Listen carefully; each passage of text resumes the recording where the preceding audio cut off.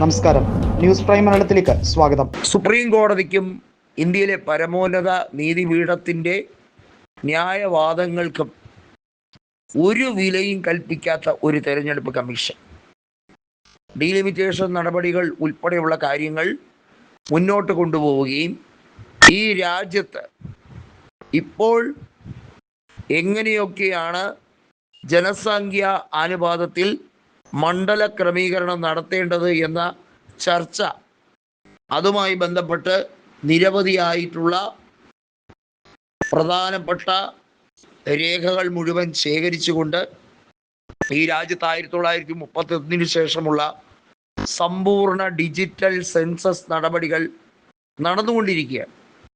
2027 ആ സെൻസസ് പ്രഖ്യാപിക്കുന്ന സാഹചര്യം ഉണ്ടാകും.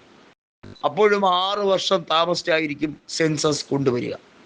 നമുക്ക് 2021 സെൻസസ് കൊണ്ടുവരേണ്ടിയിരുന്നത്. നമുക്കറിയാം, കോവിഡ് സാഹചര്യത്തിൽ അത് കൃത്യമായി രേഖപ്പെടുത്താൻ കഴിഞ്ഞില്ല. അത് വലിയ രീതിയിലുള്ള ബുദ്ധിമുട്ടായി മാറി. പക്ഷെ എന്നിട്ട് പോലും സെൻസസ് നടപടികളിൽ നിന്നും കേന്ദ്ര സർക്കാർ പിൻവാങ്ങുന്നില്ലല്ലോ എന്നൊക്കെയുള്ള മുടന്ത ന്യായം പറയുന്നുണ്ട്.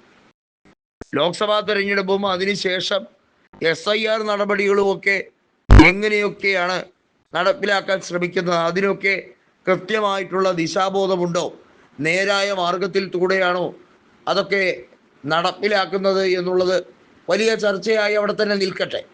പക്ഷെ ഒരു കാര്യമുണ്ട്, ഈ രാജ്യത്തെ പരമോന്നത നീതിപീഠത്തെ പൊട്ടം കളിപ്പിക്കുകയും വിഡ്ഢിവേഷം കെട്ടിക്കുകയും ചെയ്യുകയാണ് രാജ്യത്തെ തെരഞ്ഞെടുപ്പ് കമ്മീഷൻ. ജ്ഞാനേഷ് കുമാറിന് പല കാര്യങ്ങളിലും ഉത്തരം പറയേണ്ടി വരുന്ന ഒരവസ്ഥയാണ്.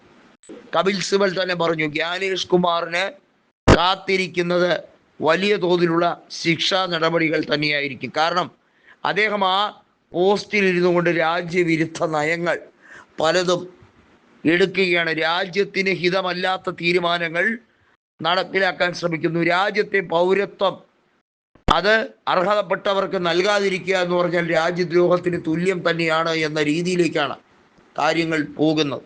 ഹർജികൾ നിരവധിയായി കുമിഞ്ഞുകൂടുകയാണ്. സുപ്രീം കോടതിയിലേക്ക് കുമിഞ്ഞുകൂടുന്ന ഹർജികൾ, അതിൽ 4-1 പോലും പരിഹരിക്കപ്പെടാത്ത ഒരു സാഹചര്യമാണ് ഇപ്പോൾ സംജാതമായി കഴിഞ്ഞിരിക്കുന്നത്.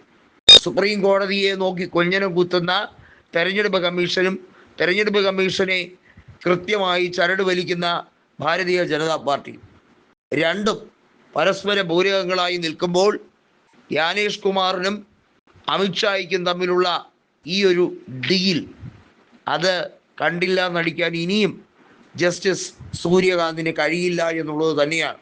ജസ്റ്റിസ് സൂര്യകാന്ത് മുൻപും ചില കാര്യങ്ങളിൽ കാർക്കശ്യം എന്ന രീതിയിലേക്ക് പറഞ്ഞു വെച്ചിട്ടുണ്ടായിരുന്നെങ്കിലും അത് ഇപ്പോൾ സ്വയം പരിഹാസ്യനാകുന്ന, അല്ലെങ്കിൽ സ്വയം എന്ത് ചെയ്യും എന്നറിയാതെ ആശ്ചര്യപ്പെട്ടു നിൽക്കുന്ന അവസ്ഥയിലേക്ക് എത്തിച്ചേർന്നിരിക്കുന്ന വളരെ പരിതാപകരമാണ്.